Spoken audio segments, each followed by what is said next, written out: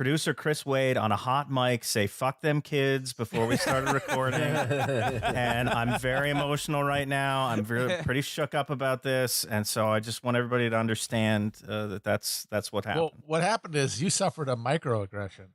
Exactly. That's right. I suffered a microaggression. Somebody disrespected your lived experience and made you feel othered, and therefore you can't be held responsible for what you said. That's right. On exactly. camera. Exactly. Well, let's see. Let's hopefully this interview won't produce any viral moments, except in the good sense of Derek being erudite, on point, and spitting facts about the world instead of sputtering like a dumb baby. All right. Well, let's begin.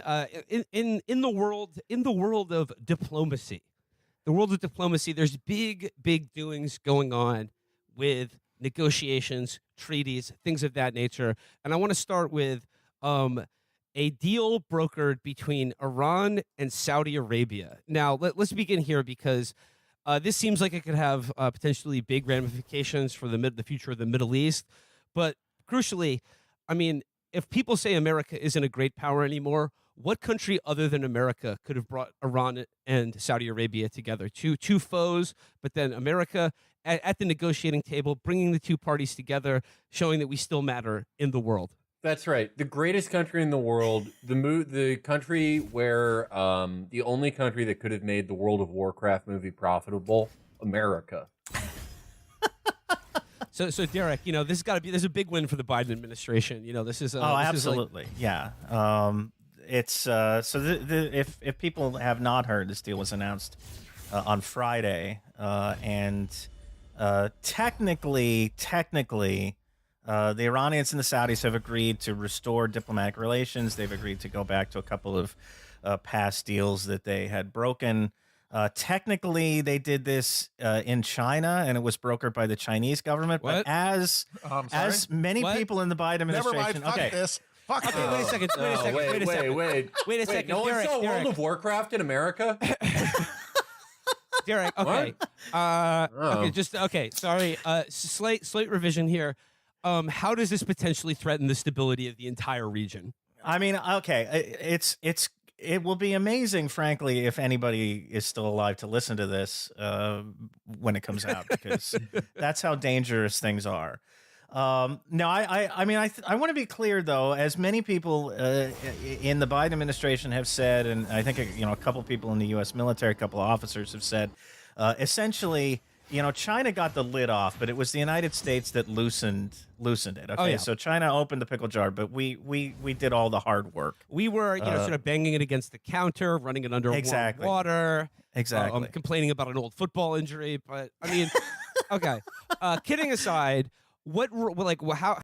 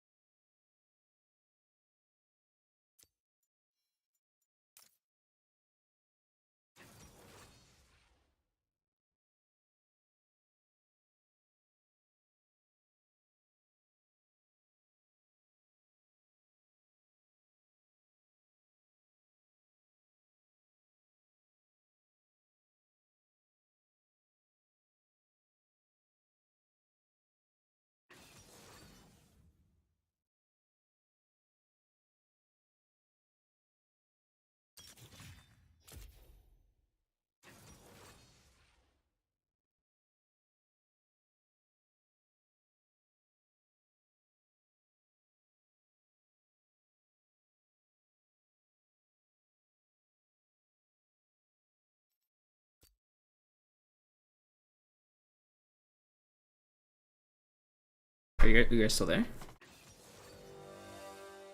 Oh, okay, cool.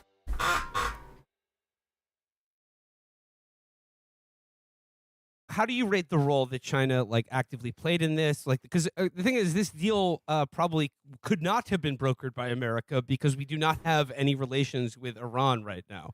Right. It absolutely could not have been brokered by the United States. And the evidence of that is that the Biden administration, since it came into office, has been trying to position itself as a peacemaker in Yemen, which is a conflict that is at least tangentially related to this and could be affected by this deal. And the Yemeni rebels, the Houthis, have told the Biden administration over and over again to go pound sand because the United States took sides in that conflict. And that's the same, it's the same thing here. The United States has taken a side in the Saudi-Iranian rivalry. It's taken the Saudi side, and you can't then try to position yourself as an honest broker in peace talks. So this could not have been done by the United States. What the two sides agreed to on Friday is to reopen their mutual embassies in Tehran and Riyadh.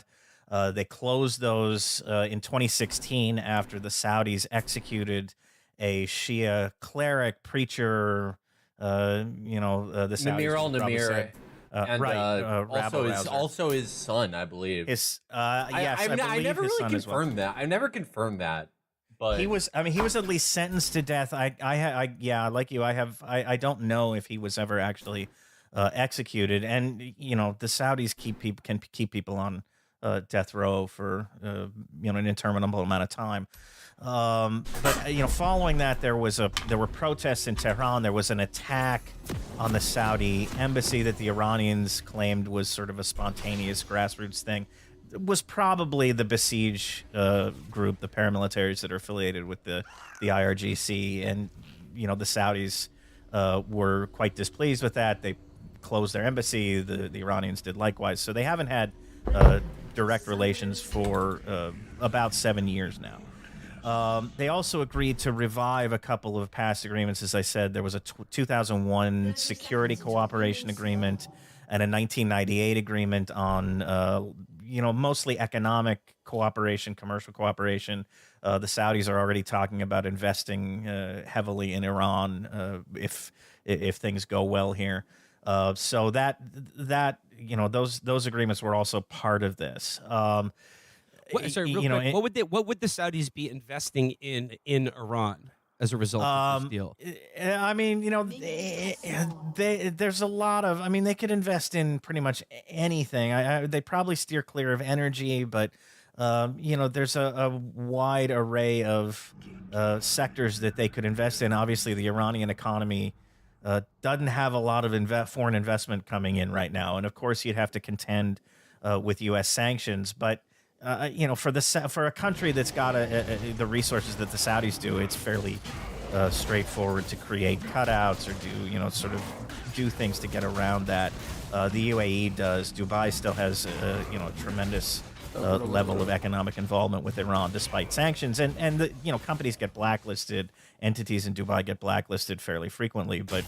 I suspect these things are set up to get sanctioned without kind of firewalled off. They're firewalled off from the rest of the economy. As far as the Chinese role, I think obviously they got this over the finish line. The Saudis and the Iranians have been talking for. Several months, a year or more, kind of off and on through various regional intermediaries. The Iraqi government has been very invested in trying to bring them together for obvious reasons because Iraq is sort of stuck between these two poles. The Omani government, which typically, likes to get involved or views itself as kind of a regional mediator, broker, fair deal, kind of friends with everybody. They've been involved. So, this isn't something that came out of nowhere. It's not something that the Chinese government did from scratch, but they clearly, were able to bring it over the line. It does sort of speak to the power of China's incredibly milquetoast foreign policy statements. I mean, people on Twitter, like American China heads, like to act like it's fucking still 1971 over there. But whenever China talks about, Israel and Palestine, it's indistinguishable from, like, I don't know, Ralph Nader in 1999. We want an equitable two-state solution. But they're incredibly normal and non-committal with most foreign policy things, to the point that, they're allied with the Philippine government against Maoist rebels. I mean, this is sort of the other side of that, though. They're actually able to do these types of Kissinger-type deals that America has no capability of doing, outside of the landmark Abraham Accords, of course. Of course. Ending, the brutal war between Morocco and Israel that has claimed millions of lives over the decades. I mean, it is interesting because you're right. When China's foreign policy is very hands-off, they want to do business with everybody.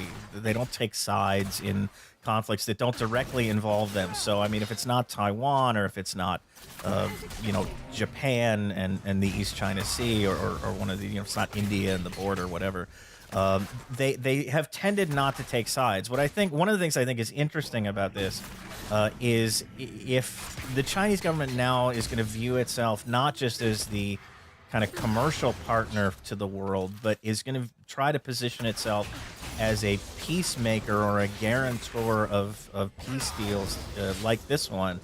Are they going to be able to maintain that? Because, at some point, I think it's fairly likely either the Saudis or the Iranians are going to accuse one another of doing something that violates this agreement. And it's going to be expected that China would step in and moderate that in some way. And that could mean taking sides or getting, closer to taking sides in a way that they've tried to avoid. So it's going to be interesting, I think, to see how that plays out. Well, isn't that just sort of like them adopting the traditional role of the United States? I mean, like, how do you rate the importance of this actual peace treaty? Because it seems to be like negotiating like these banner peace treaties in the Middle East and then that do nothing and are actually really one-sided.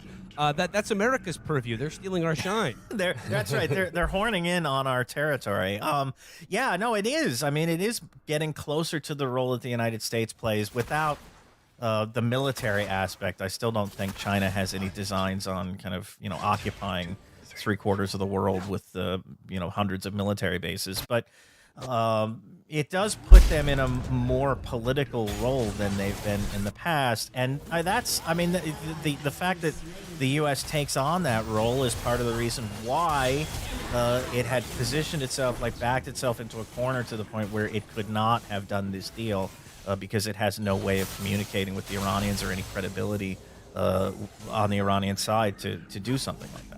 Well, I guess they're going to get to find out. It's not so easy, is it? Huh, China? You get to be like, oh, look at these idiots fucking it up. And then you give it a shot. See how this goes. And, you brought it up, it seems like one of the main ramifications of this will be, the potential for ending, the situation in Yemen. It's killed nearly 400,000 people over, this period of this conflict. The hostilities have, sort of been tamped down for a while now, but could this lead to a permanent ceasefire or an end to the war in Yemen? It's possible. It could be a contributor certainly to a permanent ceasefire. There are so many unexplored fault lines in Yemen that I hesitate to say it's going to bring peace, because you still have the issue of southern separatists who are going to look askance probably at any peace deal and could revolt. You have still, I think, an unsettled political situation in the north where the Houthis have kind of, managed to get most of the tribal elements on their side, but, it's still not entirely sure. I'm still not entirely sure how that would look long term. So I don't I'm reluctant to say it's like the key to Yemenis living happily ever after, unfortunately. But Well, the Houthis are certainly often like sort of described like they're thought of as kind of like Iran's cat's paw and like a proxy war. Like, how do the Houthis feel about this deal? And are they gonna stop attacking Saudi targets as a result well, of this? If Iran so tells them this to? is just got reported. The Wall Street Journal claims that, according to U.S. and Saudi officials, that the Iranians agreed to stop arming the Houthis. I think their sourcing on this may be a little bit suspect. The Iranians do say that they will tell the Houthis, or did say, Iranian officials after the deal was agreed, did say that they would pressure the Houthis to stop attacking Saudi Arabia, which they haven't done in months anyway. There was a ceasefire in effect that lapsed in October, but they've been in a de facto ceasefire ever since. There hasn't been a resumption of major hostilities. But in terms of arming them, I don't know that the Iranians actually agree to anything like that. If they do stop arming them, then that's going to kind of paint the Houthis into a corner themselves.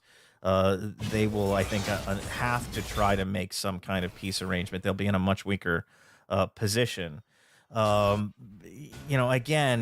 they are not a cat's paw of Iran, but can they sustain a conflict if they're not getting assistance from Iran? That's I think somewhat questionable. Speaking of China's role in this, I think we should take time on the show now to congratulate President Xi on being reelected for a third term at Yes. the latest People's Party Congress. It was he's really already, a nip and tuck there for a second. yeah, he was, unanimous. There's a landslide victory. And to all the people who are like, oh, I live in New York, there's no point in me voting for Xi. That just puts your responsibility off onto other people to vote for Xi. Like, do you want Donald Trump to win? He's proposing sort of some reforms that would give him more power in the Chinese Communist Party. But how do you look at like a third term for Xi? What's on his agenda, particularly as it relates to things that do concern China, like the Japan and the East China Sea and the various disputed islands. Like, how do you see Xi's foreign policy, especially now that he's been having a third term?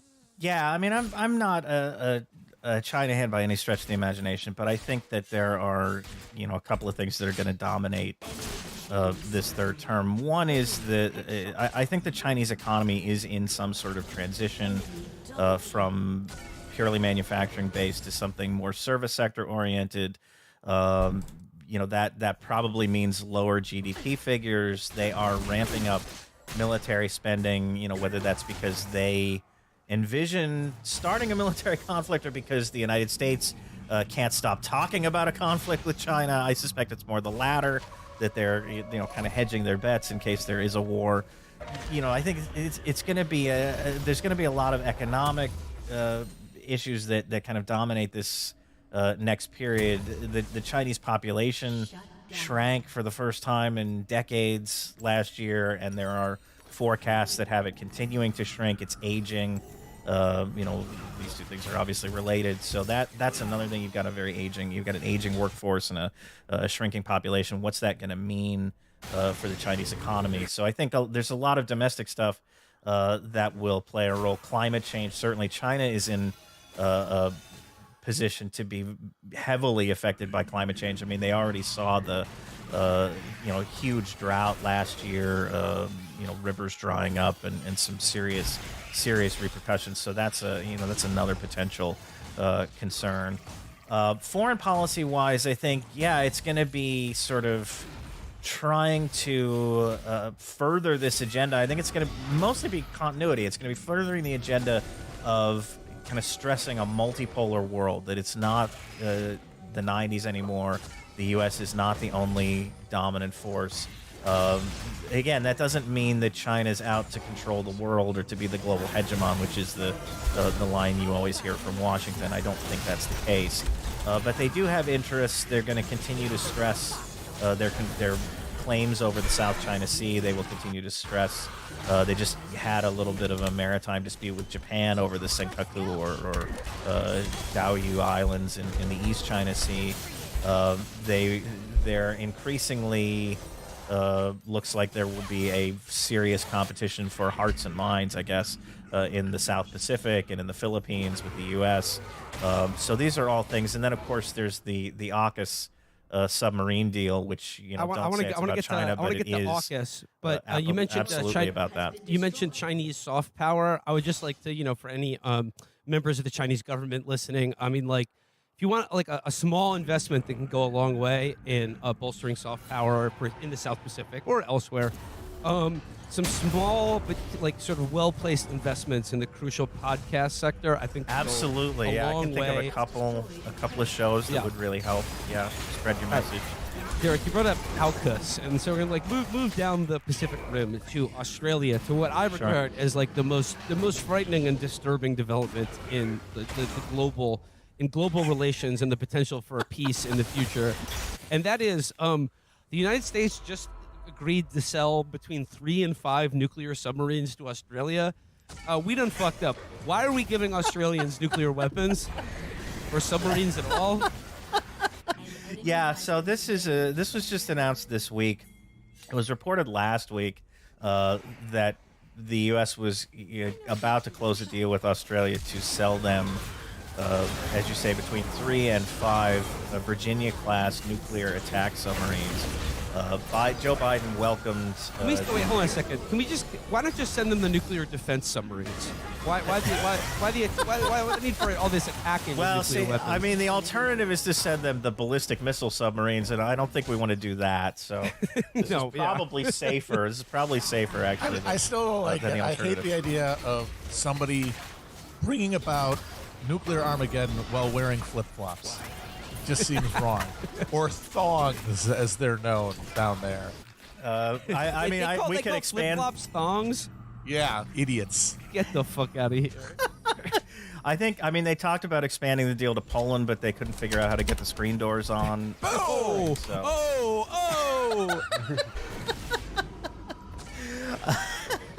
So, sorry, apologies to any Polish listeners out there.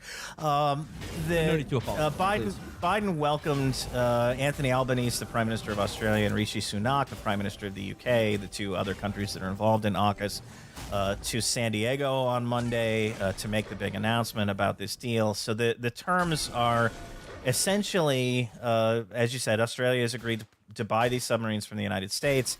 It's agreed to allow the U.S. to base or forward deploy attack submarines to Australia that could then obviously be used in or to patrol the South Pacific or other localities.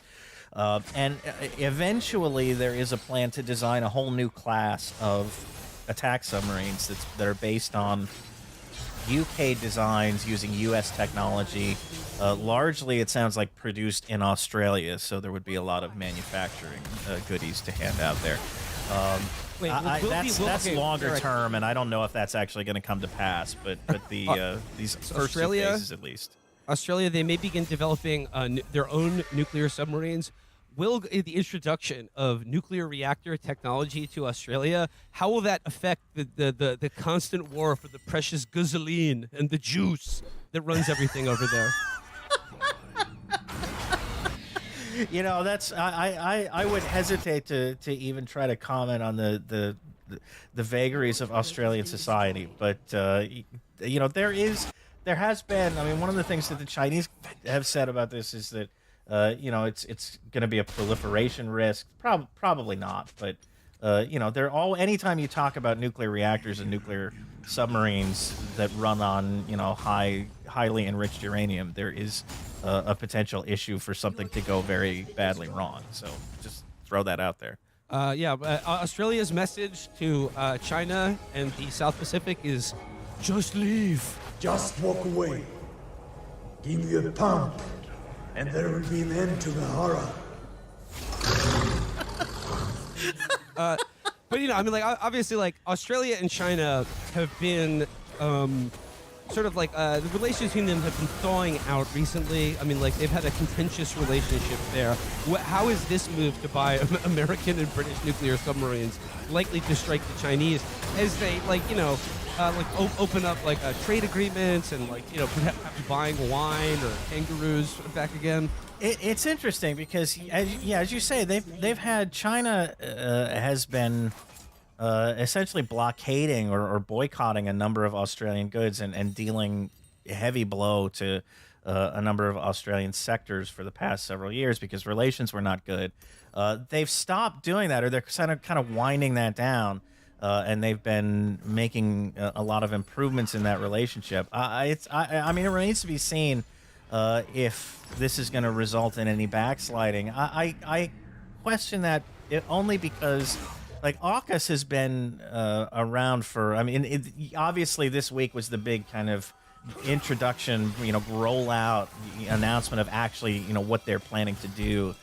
So that could change some things. But the agreement itself, in principle, between Australia, the UK, and the US has been known for some time now, and China reacted angrily. Of course, like everything else the U.S. does to counter China, the Biden administration was at pains to say, this isn't about China. Don't say it's about China. Of course it's about China, but they don't say that openly. This thaw has been going on anyway, despite the specter of this agreement, which was always going to involve some purchase of submarines. It was always going to involve some U.S. basing rights in Australia. So it's not like a huge surprise that this is what it entails. I don't know that the Chinese are going to react terribly negatively, because I don't think there's anything in here that they weren't expecting and haven't been expecting, even as they've been kind of relaxing their trade restrictions with Australia. Okay. Well, as long as we're talking about two nations that have been frosty with each other and sort of applying a blow dryer to those relationships, Japan and South Korea are currently engaged in a summit to sort of defrost those relations. But the point of contention is, once again, everything Japan did during World War II. Derek, what is to account for the difference between the way Germany deals with what they did during World War II and Japan? Because they're just like, oh yeah, like all those women wanted to work for us, what? This is the thing, is like South Korea wants Japan to admit to what they did to them in World War II. Right. So I mean, there have been past agreements that, let's say, the South Koreans and the Japanese diametrically disagree or differ on whether or not they settled the issue of reparations for people who were forced into essentially slavery during the Japanese occupation. The Japanese government has always said this is water under the bridge, effectively. They were and the South interns. Koreans, yeah, exactly. They got valuable exposure.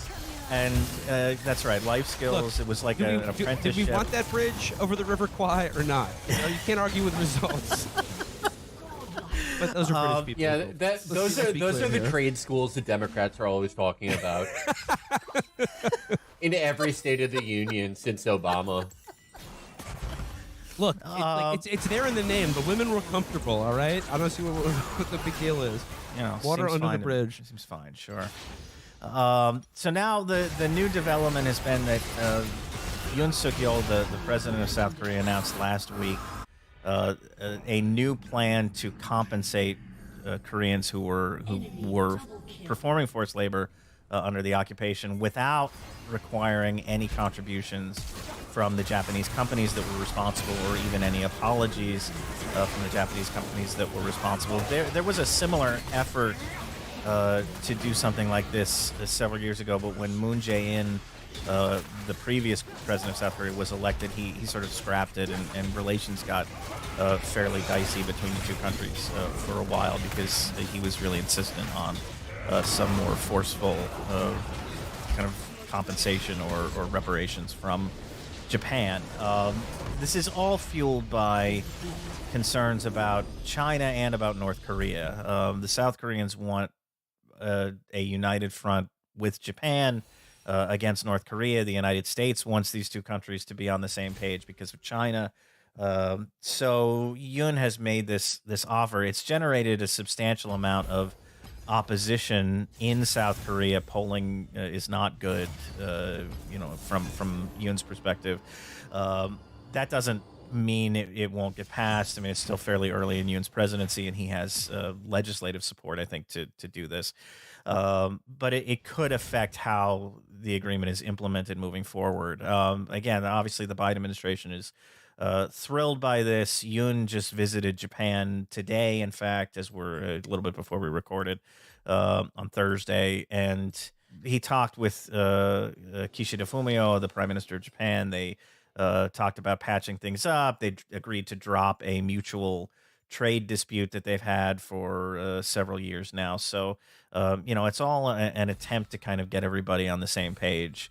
It very much remains to be seen how it will actually work in practice. Has the whole unification church issue, has that complicated matters for relations between South Korea and Japan?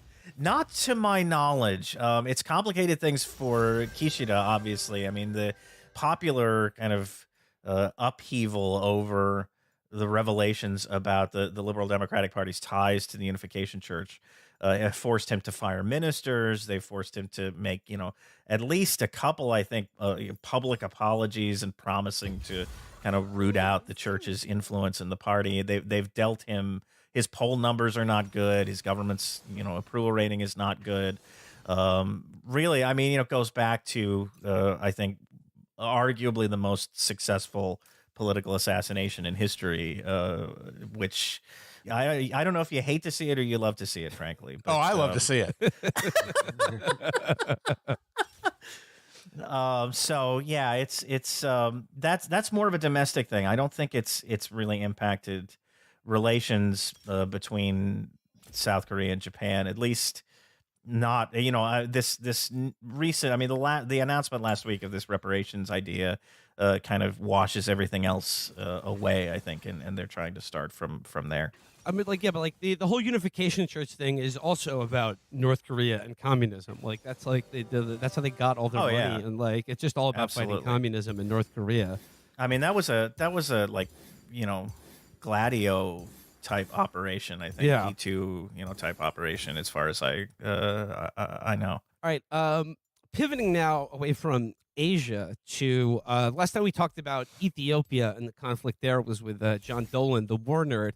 But our Secretary of State, Blinken, was just in Ethiopia. David, could you talk a little bit about what he was doing there?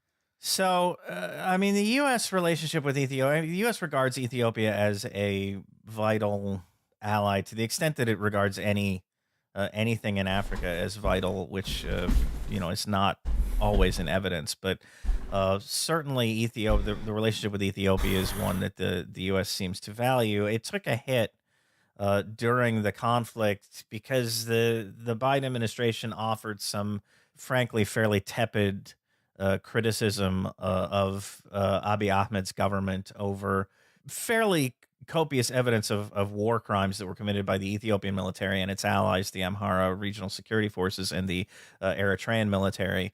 There were also certainly war crimes that seem to have been committed by the Tigrayans. But it was the criticism of Abiy's government that seemed to sting, and the U.S. did pull Ethiopia out of the African Growth and Opportunity Act program, which is basically a duty-free trade scheme for African countries to kind of trade their goods with the United States. So there was some damage done to this relationship. The war is, of course, over. They are trying to implement a peace process. And the U.S. now essentially views the few 100,000 people who died in the war as water under the bridge, and is trying to rebuild the relationship with Abiy's government. And that was the point of Blinken's visit. He came offering, I think, around $330 million in humanitarian assistance. He did not announce that Ethiopia is getting back into the duty-free program, but he made it pretty clear that they will. If the peace process goes smoothly, and that's a substantial economic deal for Ethiopia. So clearly they're trying to mend fences to some degree here. I think with Abi's government. Moving on from war to politics, let's talk elections. Let's talk presidential politics. So, Turkey, Meatball Erdogan just said there's going to be an election, but Meatball Recep, he's not looking good for him. He's trailing in the polls. Look, I mean, anything can happen in the election, but like, look, what's going on with these Turkish elections, and what can we do to help support our boy? Dr. Oz may have lost in Pennsylvania, but boy, is he about to win back home. Fucking Erdogan caught the Brandon ball. That boy is tanking. I mean, it's probably not a good thing. Yeah. It's not great to have a giant, massive, horrifying earthquake hit your country, and then there's a video of you going, yeah, I made a deal with all these guys so they wouldn't have to follow any of these earthquake safety regulations when they built any of these things. It's pretty great. So, yeah, the earthquake is interesting. I mean, not only has he been accused of doing sweetheart deals to allow construction companies to not build up to code. You admit it? Turkey has a disaster relief fund that it taxes people for, and it has had in place for a number of years now, since the last time they suffered a major earthquake. And it turns out, oopsie, we handed out, we used all the money in that fund to pay for infrastructure projects that benefited Erdogan's pals, and it's not good. It's not good, folks. It's interesting because there's been some polling that suggests that maybe the earthquake hasn't had as much of an effect on Erdogan's popularity as you might have thought, with all the scandals that kind of came up in terms of the response, in terms of this highway infrastructure issue and the building stuff. That said, he was already struggling because Turkey's economy has been really grinding for a long time, and inflation is high, economic growth is not good, unemployment is high, people are not terribly satisfied. And so it looks like he may be vulnerable in this election. Now, the opposition, there's a coalition of 6 opposition parties that decided to run a single candidate in the election this year and to run as a single slate in the parliamentary election.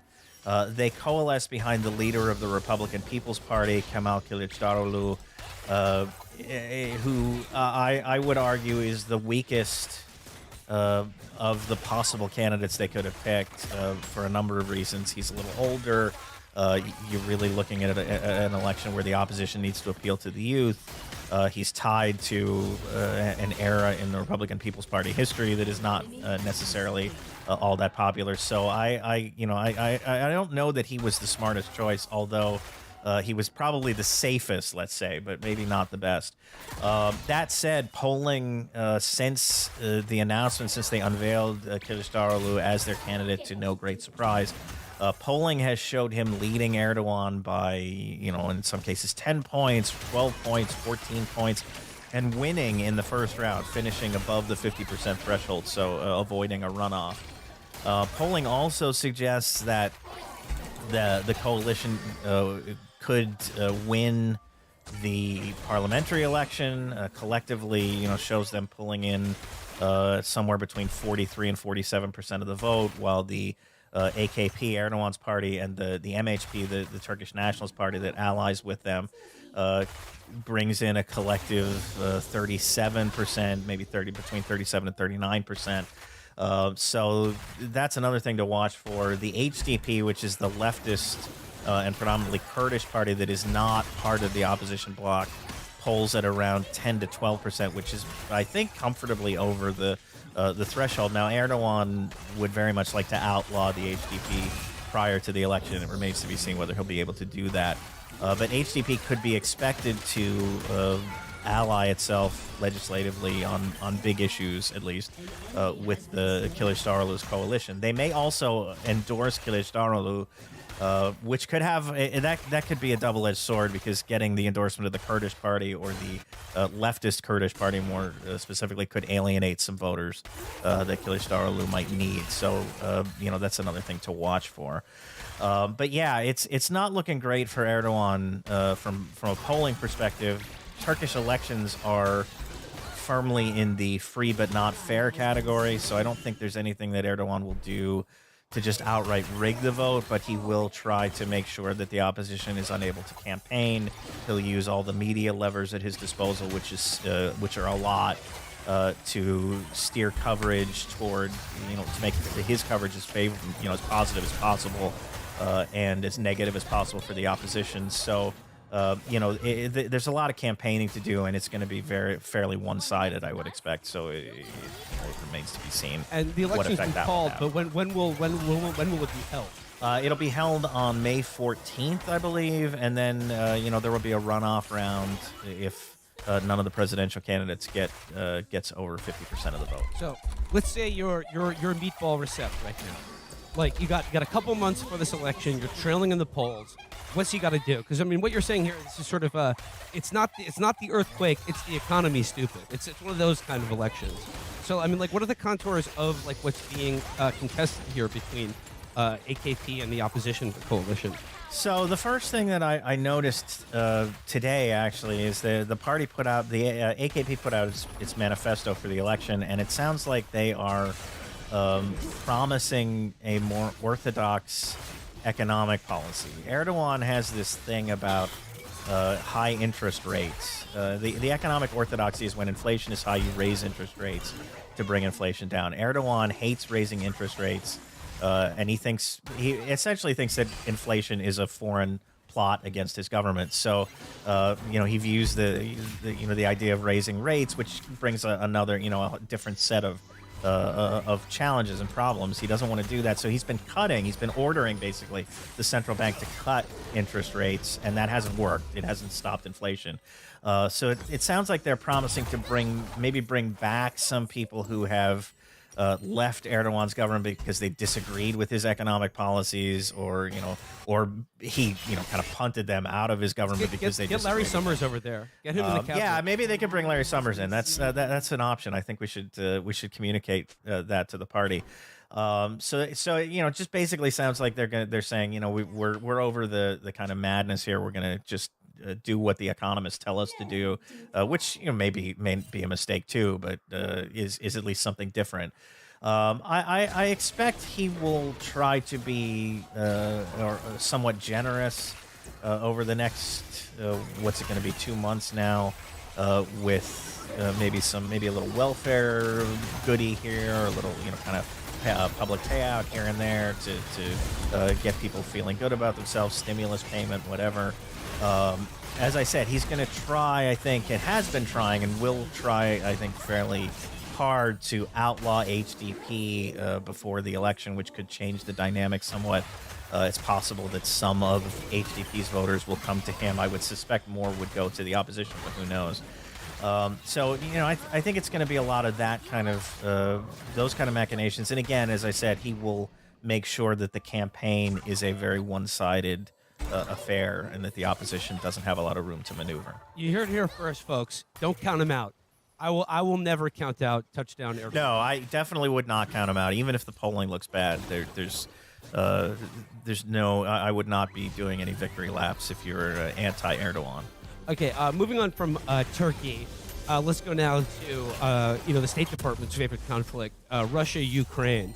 There's a bunch of things to talk about there. I know you've recently written about this grain deal, but let's begin with a Russian plane clipping one of our drones over the Black Sea. Could you talk about what the implications for this are, and what are the chances that this was a deliberate provocation? So, yeah, this was very sad. That drone was just a couple of days from retirement, and it had a family. So, I feel like it's very sad. It was sad just 2 weeks away from becoming a chatbot. It's gonna evolve to AI status. Yeah. So this happened on Wednesday. Tuesday. Sorry. There was a U.S. Reaper drone. I love that name, Reaper drone, which of course was only there to do surveillance. We're not trying to drone strike anybody, even though it's called Reaper. It's just It's just taking pictures. Nothing to see here. So the Reaper was flying over the Black Sea, be called the Creeper and it was drone. Taking pictures. Exactly. Yeah, you could call it that. That would be probably a nicer name. Yes. it was intercepted by 2 Russian aircraft that apparently first tried to dump gasoline or air fuel on the drone in an effort to kind of ruin its sensors or its cameras, whatever. And then did and the U.S. put out video of this. So the Russians were denying that they did anything reckless to try and get the drone off course. But the U.S. has put out video that purportedly shows Russian pilots acting very aggressively toward the drone. They did some close passes, some buzzes, and at one point, one of the Russian planes struck the propeller of the drone, and the drone then subsequently ditched into the Black Sea. I think that part at least was unintentional, because I can't imagine, they could have very easily taken both aircraft down. The Russian plane could have crashed as well. I can't imagine any pilot would risk something like that just to kind of bump a drone into the Black Sea. That seems ridiculous. So I assume that was unintentional. Trying to do like an aerial pit maneuver seems dicey, but I didn't know about dumping gasoline on the drone. Like, in any of the footage of this, is there any chance that one of the Russian pilots said something badass, like Schwarzenegger style, like "need a life"? I think Tom Cruise would not have let this happen to him. Let's just say that. There's no chance you would see something like this in a Top Gun I'm just movie. thinking, like the next Mission Impossible movie. If Tom Cruise dumps gasoline on a drone, then pops the top and like flicks a cigarette out at it, and then jumps out of his plane as the fireball consumes both of them, but does it in real life to an American Reaper drone over the Black Sea, potentially starting World War III, I think that would be dope as fuck. I still think that the next movie should have a scene where he does another Halo jump, but lands on top of a Chinese balloon and brings the balloon down. That would be the stunt I'd go for. But yeah, the drone thing has some potential. But I guess I want to talk about the grain deal in a second. But just the contours of the Russia-Ukraine war. I mean, both sides are saying they're inflicting heavy casualties on the other, and I don't have any reason to disbelieve that. I guess just do we have a scale of just how many people have died in this conflict over the last year or so? I haven't seen a good one. There are estimates. All the estimates come from the other side, so I don't trust them, right? I mean, the estimates of Russian casualties all come from either Ukraine or like the UK Defense Ministry or the United States, and I don't think there's any reason to believe them. I think the best you can do is to say both sides say they're inflicting heavy casualties on each other, and they're both probably right. That's about as far as I would go, especially in this latest, conflict around Bakhmut, which is where things have been stable, more or less, for several weeks now. It sounds like it's probably a meat grinder for both sides, maybe a little more for the Russians because they're attacking and the Ukrainians have the advantage of defending. But I don't see any reason to think that anybody's getting off particularly light here. Who's got Bakhmut? Who's winning? Who's winning the goddamn war? The Russians have the eastern part of Bakhmut, which is separated from the rest of the city by the river, the Bakhmutka River, which runs through it. That's pretty much confirmed at this point. I mean, the head of the Wagner group, Yevgeny Prigozhin, announced this, I think a couple of weeks ago, that they had control of the eastern part of the city, and it was kind of dismissed at the time, but the UK military has now since said they believe the Russians are in control of that half of the river. And there's all the evidence suggests that they are. The fighting seems to be concentrated now on the other side of the river. But are they gonna have they made any advances onto the other bank of the river? I haven't seen any evidence of that. The Ukrainians destroyed all the bridges. So crossing the river is fairly precarious under these circumstances. That's leaves you vulnerable to artillery fire and a lot of things that you would rather avoid. It's been very grinding from all the accounts I've seen. And I think ultimately the Russians have more manpower to draw from. They're still in a better position in terms of ammunition, in terms of being able to replace things that get blown up or that get damaged. So. I assume that they will eventually capture the city. How much further they can go, though? I mean, it's taken them so long just to make this fairly minor advance in this one part of Donetsk Oblast, or one part of the Donbass. I don't know how much further they can realistically expect to go, and part of it, I think, depends on what the Ukrainians have left after defending this place so intensively. How much is it done to them? And again, it's very fog of war to me. I would hesitate to say anything conclusive about how much has been lost here. Well, Derek, you brought up the Wagner Group, which is like a Russian mercenary outfit, like on some real Dirty Dozen shit of like, I hate these PMC types. And by PMC, I don't mean professional managerial class. No, I the mean professional military. whatever psychos that being recruited military into this contractors. fucking No, I want to bring this up because like here, this could be like a way to like pierce the fog of war here in terms of like how many casualties are being inflicted on the Wagner Group specifically. They just put up an ad recruiting people on Pornhub. It was taken up. It was taken down. It was put up. It was posted and then taken down just this week. It says this cover from the Daily Mail, but it says Russia's Wagner mercenary group puts ad on Pornhub for new recruits. A blonde sucks a lollipop as potential troops are told to join the coolest private army in the world. And then it says we are recruiting fighters from all regions of Russia. Don't whack off. Go work for PMC Wagner, says a woman before the phone number of the Wagner recruiters appears in the middle of the screen. So they're trying to cull Russia's incel population and turning of chronic masturbators and turning them into fucking cannon fodder in the Donbass. It worked for ISIS.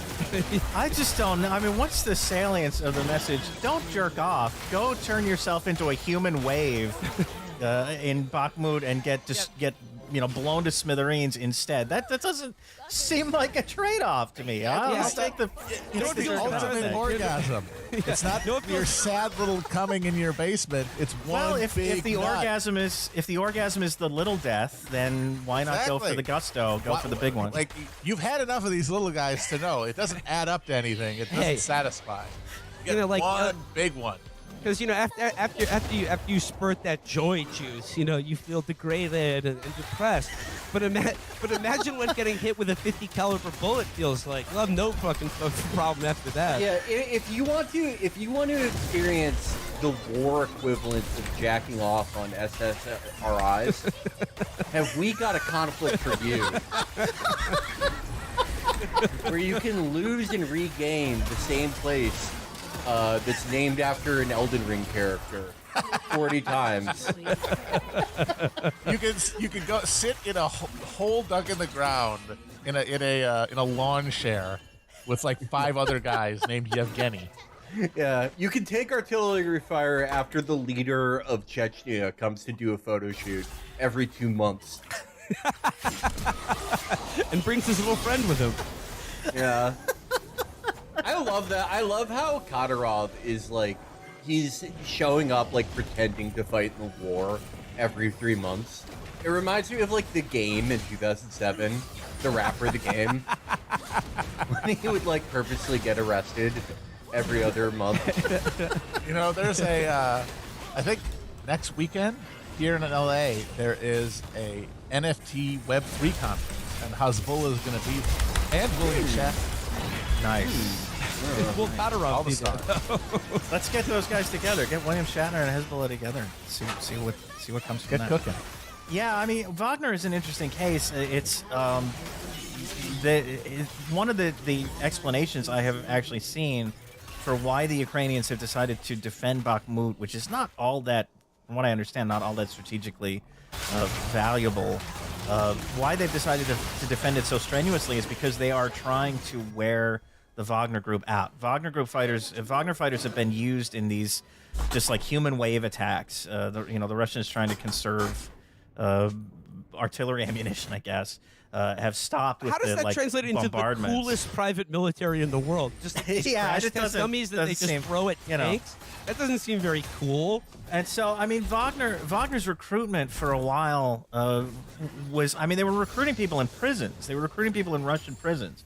They'd gone from kind of ex-soldiers and kind of, the traditional The people who should merc be in types Yeah, people should be in prison, and they were just like going into prisons and being like, hey, you can get out, you can make a salary. All you have to do is run into gunfire.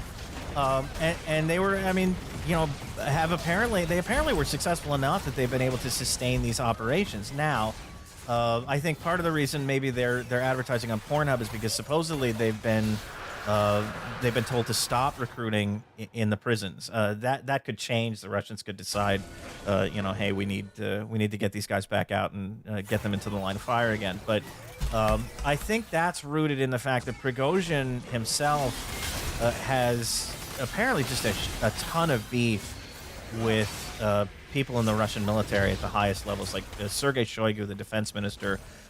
He sort of publicly accused the Russian defense ministry of essentially sandbagging his fighters and trying to get them killed by not providing them with ammunition, not providing them with the material that they need to sustain these operations. He's been doing it on his Telegram channel. He's been doing it in very public ways, like releasing videos of dead Wagner fighters and kind of sort of blaming their deaths on higher ups in the Russian defense ministry. So I think there's a political rivalry going on there for sure. And maybe they're trying to kind of maybe the Russians themselves would like to see this group kind of exhaust itself and see its profile diminish. I don't know that to be the case, but it certainly seems like there's something going on behind the scenes. Hey, Wagner Group, don't recruit soldiers from prisons. That's kind of fucked up. Do it from high schools in low-income areas. Yeah, I mean, what are they doing? Like, this is a tried and true method. I don't see see why you would switch. But Derek, I also want to talk about this grain deal and its ramifications for this conflict, because I know you wrote about that. Yeah. So let's talk grain. Are these ancient grains? Are these biblical style grains? No, this is basic stuff. This is wheat. The very basic stuff. Ukraine and Russia are two of the biggest exporters of foodstuffs in the world, grain in particular. They export all over the world, but especially to places where you may have noticed since the war started, there are famines cropping up in places like the Horn of Africa. Now that's partly due to a very extended drought, but it's also partly due to the fact that they rely on this region for grain imports. And the loss of these imports, the fact that they're not getting to market, has raised food prices. So even relief organizations are struggling to kind of keep up with the higher prices and to maintain their operations. So this is one of the big kind of worries when the war started, especially given how much of it is obviously oriented in the Black Sea and how much of Ukraine's grain exports came through the Black Sea, came out of its ports in the Azov Sea and the Black Sea. So Turkey and the United Nations brokered a deal. It's called the Black Sea Grain Initiative for short, in July of last year, whereby the Russians would agree to kind of create channels through the Black Sea to allow Ukraine to ship grain exports out of its remaining Black Sea ports. So Odessa, there are a few others kind of west of Crimea that are still operating. And why would Russia assent to allowing a country they're at war with to export grain? So this is where things have gotten dicey. One of the stipulations the Russians wanted was inspections on any ship coming out into or out of the Black Sea, which Turkey agreed to do. Turkey obviously controls access to the Black Sea from the Mediterranean. And that's seems to have gone okay. But the other thing that the Russians wanted were assurances that their own food exports would be exempt from U.S. sanctions or Western sanctions more generally, and that they would be allowed to resume exports. They have basically, since the deal came into effect, complained that there hasn't been enough done to protect Russian exports. And the Russians export fertilizer, they export their own grain, they export, a number of things that are essential for the kind of worldwide food production.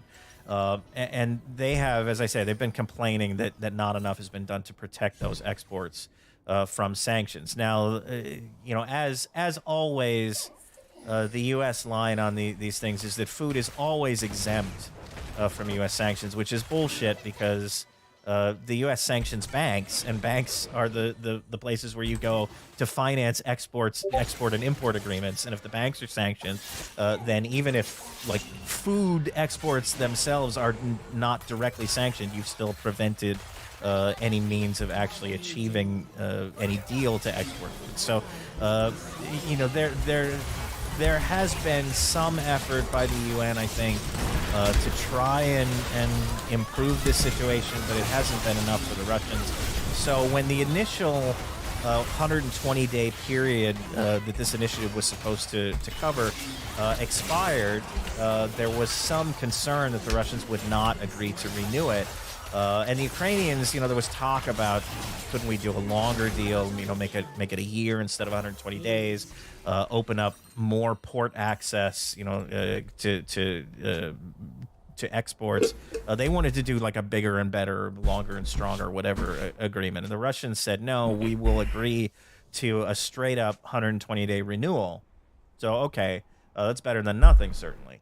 That second 120-day period is coming up for expiration, I think next month, possibly. I don't know. My math is not my strong suit.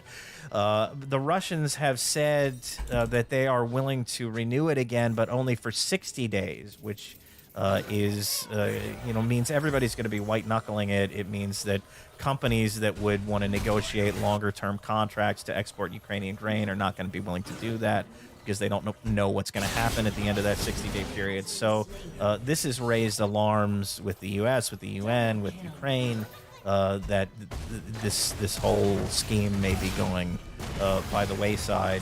And again, the Russian complaint is that they want sanctions relief. They want their exports to be protected from what the U.S. has done to them economically. And I guess just like taking the Ukraine-Russia war in total, how would you rate what little efforts there have been at diplomacy? I mean, I know the UK basically sabotaged one diplomatic overture. Like, how do you rate the role of the United States and other parties in attempting, or at least pretending to attempt, a diplomatic resolution to this conflict? And what would the outlines of any potential ceasefire or end to this conflict look like?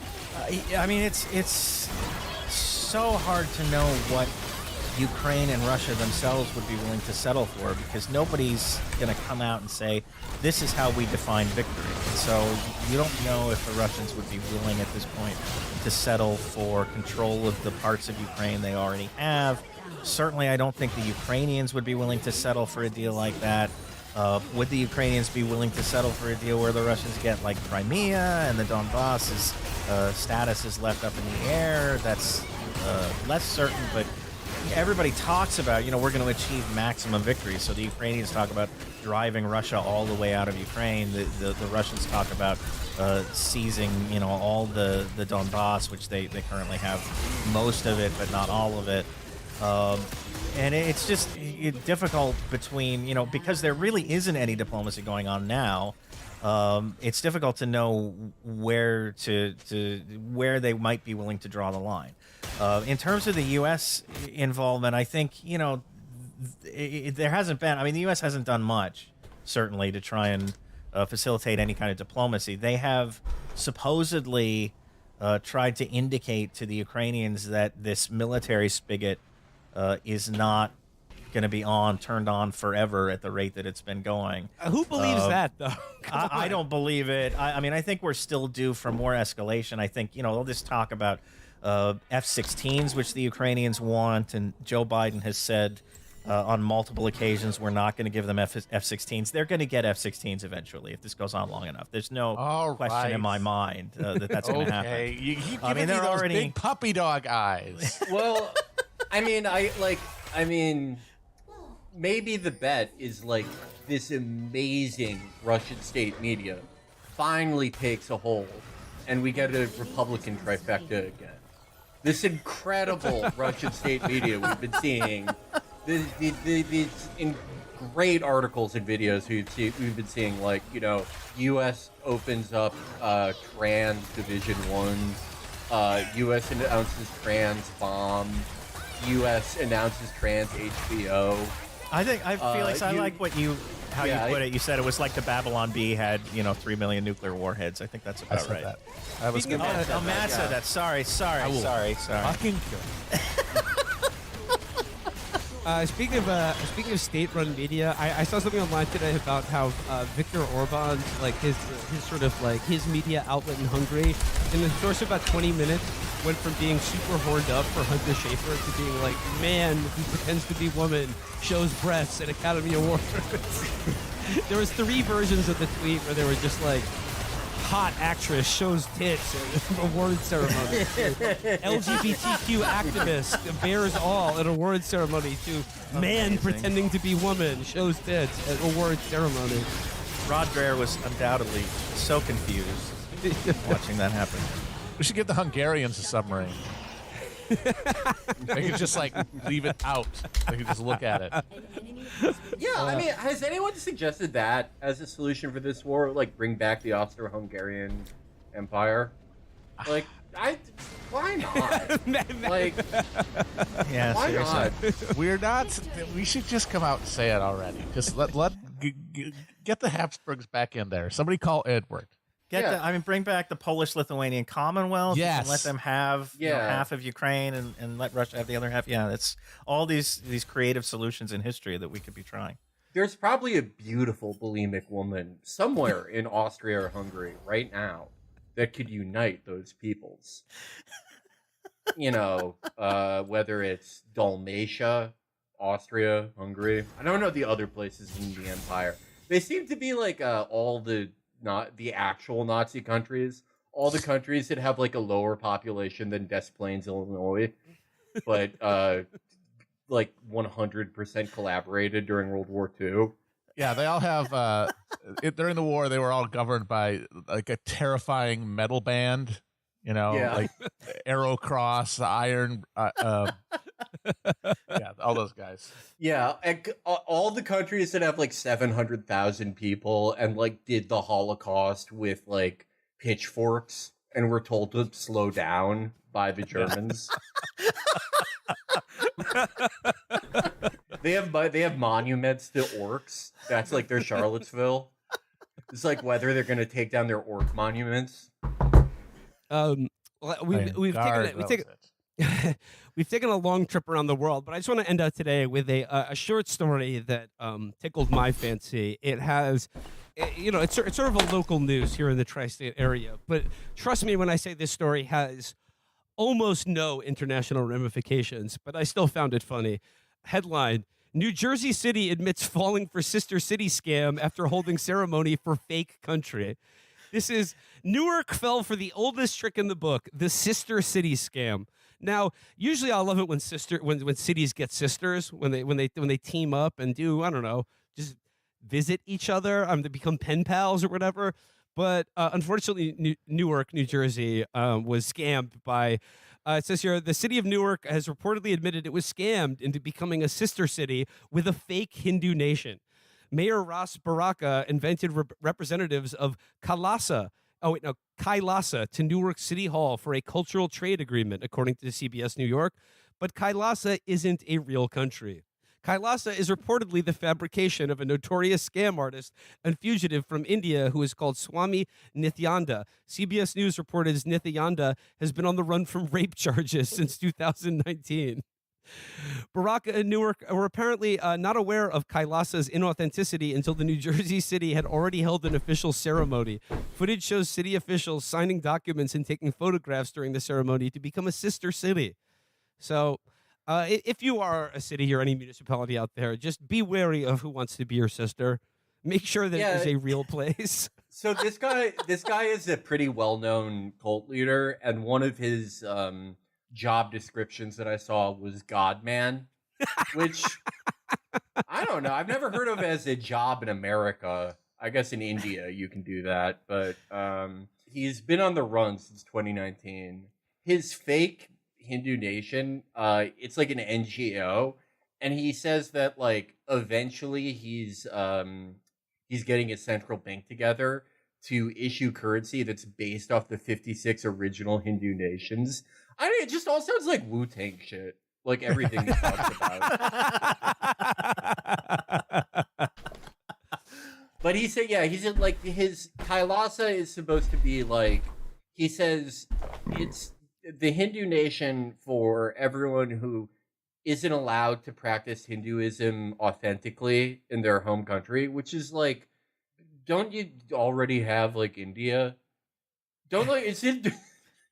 Don't like 1.3 billion people live in Kailasa India? Why do you need like an Israel for India? This is It was just supposed to proving be in South capitalism turns America. everybody into Protestants, no matter what their religion is. You end up being a Protestant. Like why is everything miserable? Why does it suck? We're not doing it right. I'm gonna go find a fucking island and do this correctly. We're gonna do real ass Hinduism.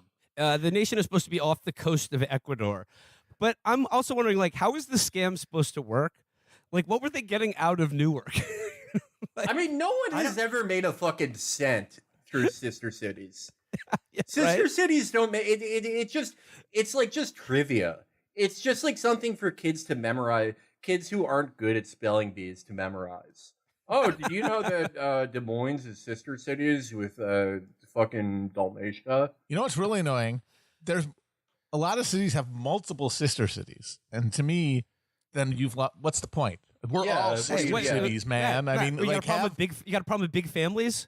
I'm just saying, people you should have like multiple siblings. You should take it seriously if you're going to do it. Like, exchange people like in large numbers. Like, create little model versions of your Forced city in their city, repopulation. where Let's do it. you transfer population and they live there among you. So it's sort of like Wife Swap on ABC. Yes. Well, I don't know if you guys. I sent an email about this. I didn't get a reply, but I have pledged, let's just say, a significant chunk of our monthly Patreon to the nation of Hyperborea and Agartha, the Hollow Earth city. I hope that pays off for it. I put a lot of stuff in Tesla a few years ago, and I'm sure that's doing well. I haven't checked the stock price, but I'm sure This guy should be trying to find Lemuria. He's Indian after all. And Going into the Iraqi Atlantic. dinar. That's Atlantis. Get out of here. You know, yeah, the I dinar is still coming. have a bunch. I got a bunch of Iraqi dinars from somebody a few years ago. I'm still waiting on The those. revaluation is coming. All it RV's takes coming, is Trump getting to be president again, and we're on board. He allowed himself to be removed from office to test our faith, and those who didn't lose it will be rewarded with the RV when he becomes president. Well, to any of our listeners in Kailasa, I would like to apologize on behalf of the show for denigrating your nation. Yeah, we apologize. Wait, All right. sorry. Yeah, I don't want to burn any bridges here. All right. I think that does it for us today. I want to thank Derek Davison again for joining us. It should be darker later. Wait, what do you mean? It's an ultimate riddle. It should be darker later. Wait, so the later it is, the darker it should be? It should be darker later. Wait, but that's how it is. It's always, the later it is, the darker The it will daylight be. saving things, I don't love it. It confuses me. I never know which way we're going, forward or backward. I'm just saying it should be darker later. But it is. It should be darker later. But it is. It's darker later. No, it should be darker later.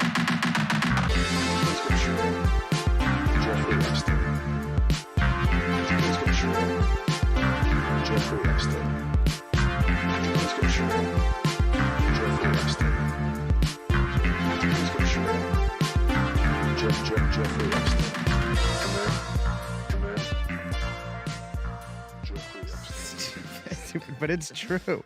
Makes no sense. No, it should be. Fellas, Don't listen to me. Don't No, say it again. we're coming back, It's annoying fellas. me. This weekend out at the club that I know you're at. After you, It is darker later. This is it's darker later. No, it's no, by no, definition, no, the no, later no. it is, the darker It should be is. darker later.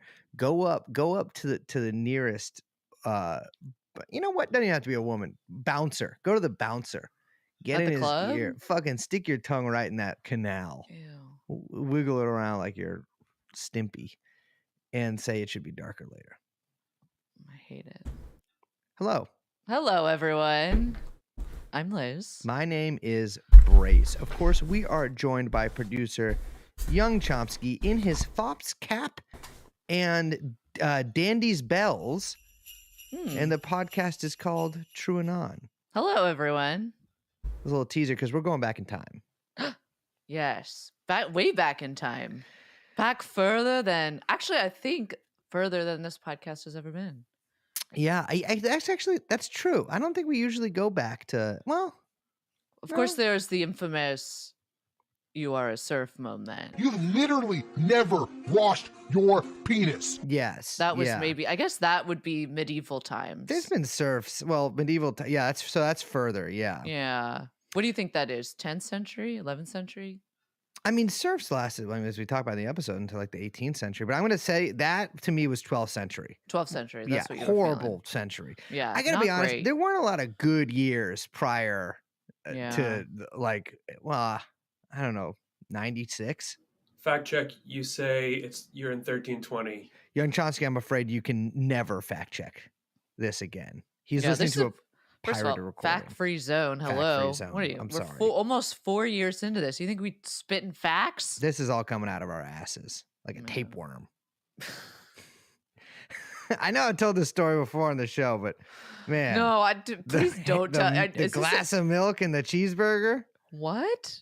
You don't know about this? Okay, I don't want to. Guy I know this got a at all. tapeworm. No, this is awful. He thought he had a tapeworm. Skinny guy I know. No one wants to hear this. It's Thought he had a gross. tapeworm, and he was convinced to sleep naked next to a glass of milk and a hamburger, one in front of his mouth and one in front of his ass, to get rid of the tapeworm. I'm sorry. What do you mean he was convinced? Who convinced him? Nobody? Also, how? How are you convinced of that?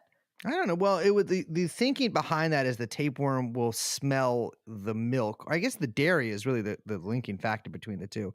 Will smell either the milk or the cheeseburger and will slither out either your mouth or your Yeah. How your did rectum. that go? I don't know. I wasn't there, but not well. I mean, he didn't have a tapeworm in the first place. He just had like a weird metabolism, and I think he was on a lot of drugs. So he wasn't like there was no worm involved here at all.